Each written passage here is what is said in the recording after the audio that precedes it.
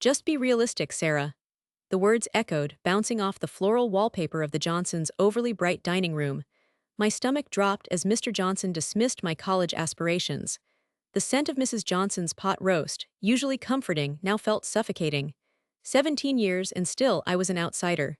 You're being ungrateful, she chimed in, her voice sharp. Inside, I was screaming. Outside, I remained composed.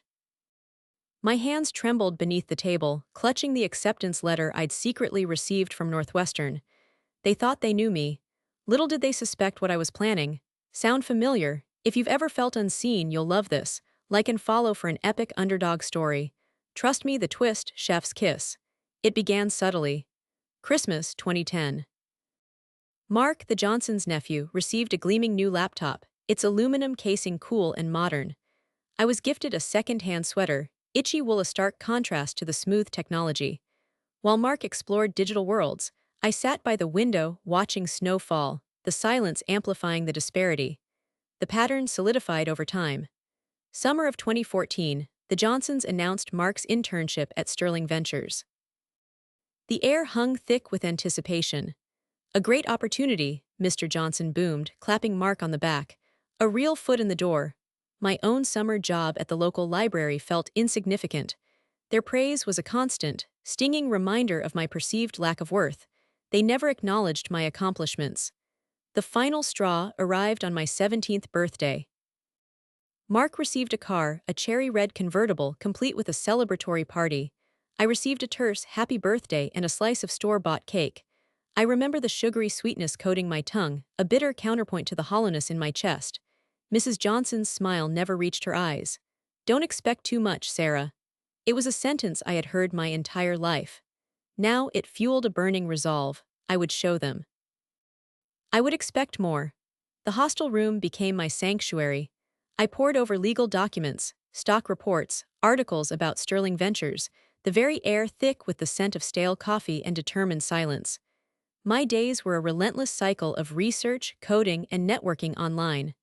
My nights were haunted by Evelyn's ghost, her story fueling my ambition. The success was slow, incremental. First a scholarship, then a small grant, then a lucky investment that ballooned beyond my wildest dreams. No lavish spending, no new clothes. Only reinvestment, growth, and the quiet satisfaction of building something substantial. Fast forward to 2016. My startup, Veritas Analytics, began to gain traction. Our data-driven insights were revolutionizing pharmaceutical marketing. My team, a group of brilliant misfits, worked tirelessly, fueled by a shared passion for ethical business practices. Veritas wasn't just a company, it was a weapon forged in the crucible of injustice. Each new client, each successful campaign was another step towards my ultimate goal. Meanwhile, the Johnsons remained blissfully unaware. I returned for holidays, playing the role of the grateful, underachieving foster child. Still working at the library, dear? Mrs. Johnson would ask, her tone laced with condescension. Mr. Johnson would nod, a smug expression on his face. I would smile politely, offering vague answers, my silence concealing a growing empire. The irony was delicious. They dismissed me while I quietly built the means to dismantle their world. 2018 brought my first major milestone. Veritas went public. The NASDAQ bell rang, the cheers of my team echoing in my ears. My net worth surged, exceeding anything I could have imagined. I signed the documents, took the photos, but the triumph felt hollow. The Johnsons had sent a card, a generic Hallmark sentiment. Congratulations on your success, it read. Their words lacked warmth, understanding, or even curiosity. The distance between us had become a chasm. The moment of potential revelation arrived during a rare visit. I was discussing a complex data model on my phone, oblivious to their presence. Integrating the algorithms to predict market trends, I said. Mr. Johnson's eyebrows furrowed. His face paled slightly, his eyes narrowed as he slowly put it together. What company did you say you worked for again, Sarah? It was all in the way he asked, how he had suddenly listened to me. The air crackled with tension, the pot roast momentarily forgotten. My heart pounded in my chest as I spoke the name of my company.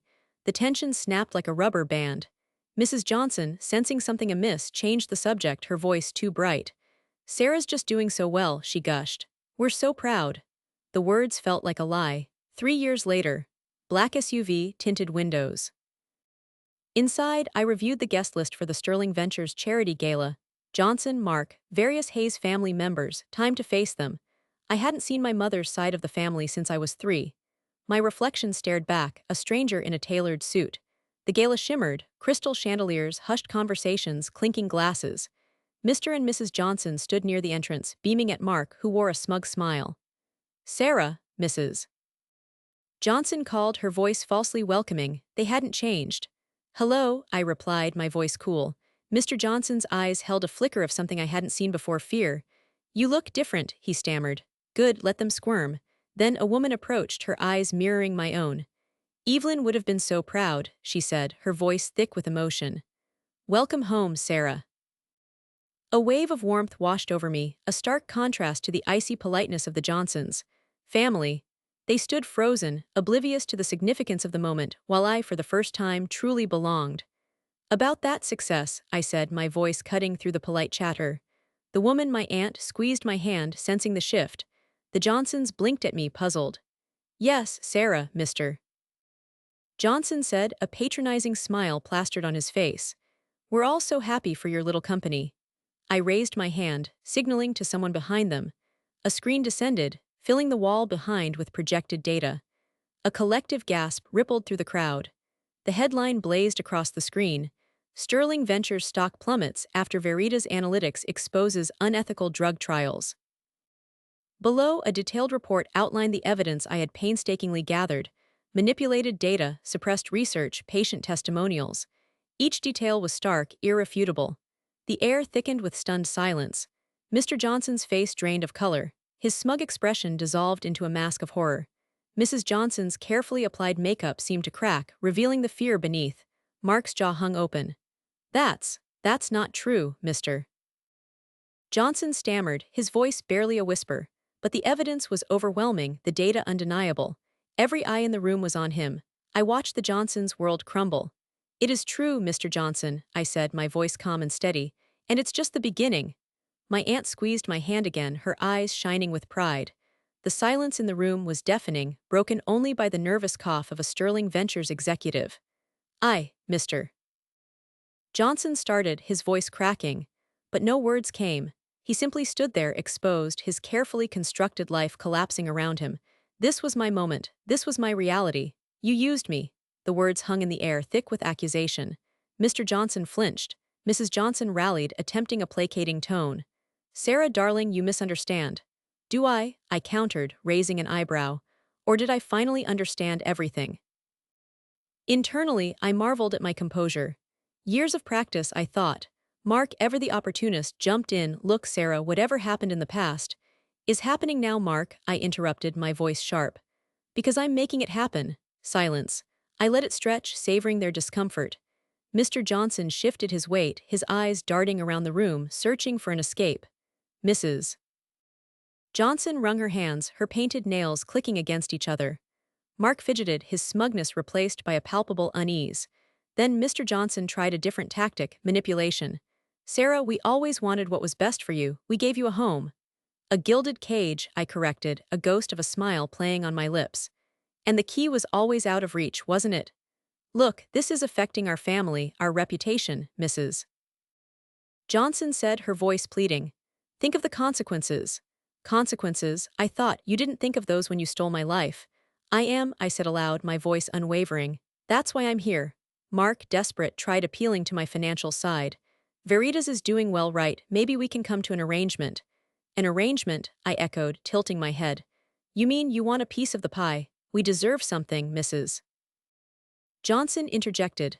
After all we've done. I laughed, a short, sharp sound that echoed in the cavernous room. You laughed then, you're not laughing now. My aunt stepped forward, placing a comforting hand on my shoulder. Sarah, are you all right? More than all right, I replied, meeting her gaze. Then, turning back to the Johnsons, I delivered my final blow. You wanted a return on your investment. Consider this your dividend. I paused, letting the words sink in. Goodbye, Johnsons. My aunt, sensing the climax, steered me toward a less conspicuous corner. It was time for the final act. One more thing, I announced, my voice carrying just enough to recapture their attention. They turned, faces etched with a mixture of dread and confusion. I held up a sleek, black tablet. On the screen was a document, Sterling Ventures Financials. A collective gasp escaped the crowd. This was not public information. I acquired a controlling interest in Sterling Ventures 2 months ago, I stated calmly. 72% to be precise. Mr. Johnson stumbled backward, clutching his chest. Mrs. Johnson's mouth opened and closed, but no sound emerged.